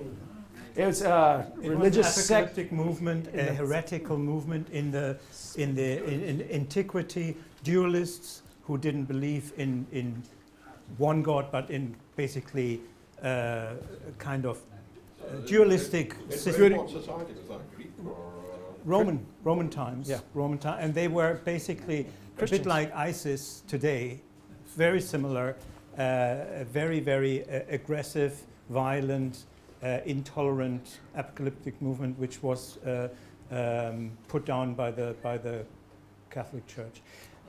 I think we've had more than an hour of debate. Can I just say, Roger, fantastic talk, very, very thought-provoking. I'm not as optimistic as you are, but clearly what is on offer. Maybe move it in that direction, though. We are moving, hopefully, in that direction. But thank you very much. Thanks for having me. And good luck with what you do in the US.